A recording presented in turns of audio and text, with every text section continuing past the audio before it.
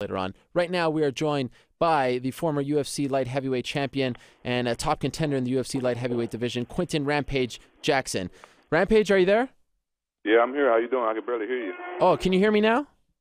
Yeah. All right. Well, thank you so much for joining us. I appreciate it very much. Obviously, you're in the main event now. Things have changed for you since last week we found out that Frankie Edgar is no longer fighting on the card. Does that change, the sort of excitement that you had for the fight? Does it make it feel any different now that you're in the main event? Not at all. I was always planning on doing the same thing to Matt Hamill, so it didn't change anything. What did you think of when they switched the opponent to Matt Hamill? You were supposed to fight Thiago Silva. Was that a fight that got you excited? Was he someone that was on your radar? Yeah, Thiago Silva is the type of guy I would love to fight because he has great stand-up and he comes to fight most of the time. So I was looking forward to fighting a guy like that. Haven't fought a guy like that in a while. Well, what about when they switched it to Hamill? Was that someone that was on your radar? No, Matt Hamill wasn't on my radar at all. Did it make you excited at least was this someone that interested you when they brought him up to you? No, I wasn't excited at all. But, then again, not a whole lot of stuff get me excited like that. So. You mean in the fight world? You're right. What does get you excited? Outside, like new video games, a real cool one. That'd be very exciting. They come out with a new video game. I tell you, if they remade Road Rash, I'd be very excited. I was actually watching one of they're doing these Rampage Diaries, the videos online, and you were playing a video game. I don't know if it was the old one prior to the Machida fight or not, but it seemed as though someone was trying to call you and you were very mad at them because they were interrupting. You had just opened a new video game and you were kind of in the zone, and you were bothered that someone was calling you. Do you know what I'm talking about? Well, yeah, I think so. That happens a lot. That happens a lot. Yeah, I'm sure people bother you. Because I can't pause. When you're playing online, you can't pause the game. That's the only thing, Oh, you can't? No, when you're playing online, you can't pause the game. You play PlayStation or Xbox? Xbox. Okay, so you're not affected by this whole, did you hear about the thing where they gave out all the information on the PlayStation Network? Yeah, I don't play PlayStation, so I wouldn't care about that. All right. My stuff ain't on there. Okay, that's good. What is your name? Can you share that with us so people can play against? You don't want to do that? No, I don't want to. I've done that before. It was a big mistake. Why is that? Because people can come and bother you while you're playing. They can they'll send you a bunch of messages and block the screen up and stuff like that. So who do you play with when you play online? Like how do people find you? Oh, you just play with people. If you guys get along, then people send you friend requests, or if people play good, play the way you like and stuff like that. Okay. I just play with regular people online. I can be a regular guy. Most people don't have any idea who I am. I can just be cool and just joke around and be myself without people judging me or questioning everything I say. So. But I can assume if they're a fight fan, they'll recognize your voice if you speak. You know what I mean? You ever have a situation? Some of them do. Do you tell them that it's you, or do you lie? Some people do, but they still don't get on. I just say no, and then too good to be true, right? People don't think I'm human. People don't think I actually play video games, right? Right. Well, what's the greatest video? Last question on video games. I'm interested. You say what? What's the greatest video game of all time, in your opinion? Right now I got to say Call of Duty because that's the ones that people get addicted to.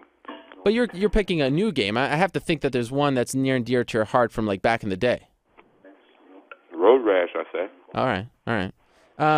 Back to Matt Hamill for a sec. We had him on the show a couple weeks ago. He says that he thinks he's going to break your will. What do you think he means when he says that in the fight? Well, I'm just thinking he probably just got to jazz himself up so he can actually get in the cage with me, say stuff like that. If you've seen my fights over the history, I don't think my will get broken too often for anybody to even say that. You're probably without a doubt, I wouldn't say probably, you are the toughest guy he's ever fought at 205. Do you even think that he's on your level right now in terms of what he's done in his career? Well, I don't know. Matt Hamill's a great wrestler and stuff like that, and he had a lot of fights. But I think I got more experience than him, and I fought a lot tougher people than he's fought. So, have you watched? He got a while to go before, saying he can break anybody's will. Have you watched the Machida fight again since it happened? Yeah.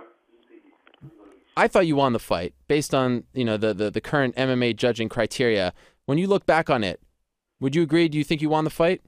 Yeah, now that I watched the fight twice, I think I do agree that I won. I think I did just enough to win the fight. Because originally you didn't think you won, right?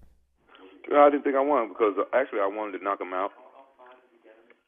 And I was very disappointed that I didn't knock him out. But in the fight, I didn't remember the first 2 rounds. I just remember him having me down on my back and stuff like that.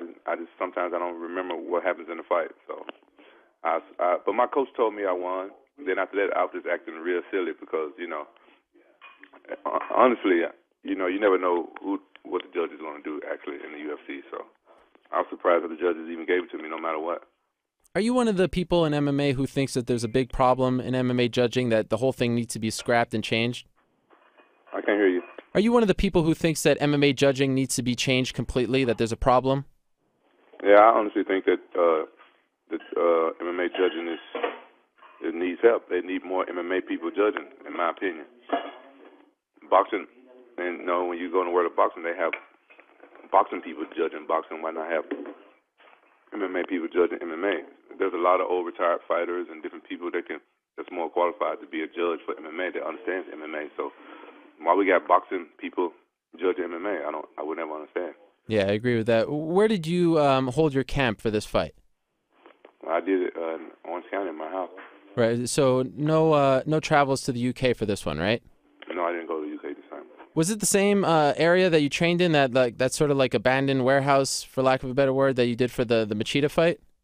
Same exact place. How does that work? You just rent it out, and then when your camp is done, you just take everything down and move on? Right. Now, did certain guys come in that sort of, could mirror Matt Hamill's style that came in to help you for this fight? Yeah, I got some great wrestlers come in. I had Devin Cole and Joel DeVito and Tyson Jeffries come in, and a couple of my teammates from the UK, Gavin Strish, a bunch of the same guys that I normally train with. Last week on the show, we had your good friend Mike Dolce on. He talked about how he's not with you for this camp. How has that, affected you, good or bad, not having him there? He's helped you a lot in your last few fights.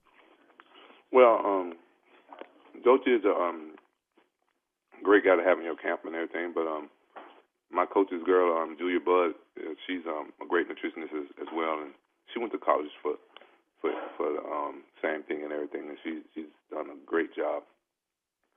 So it hasn't affected me at all. I'm actually lighter now than I was at the same time for my last camp, so I'm actually in better shape. So I've been lifting weights.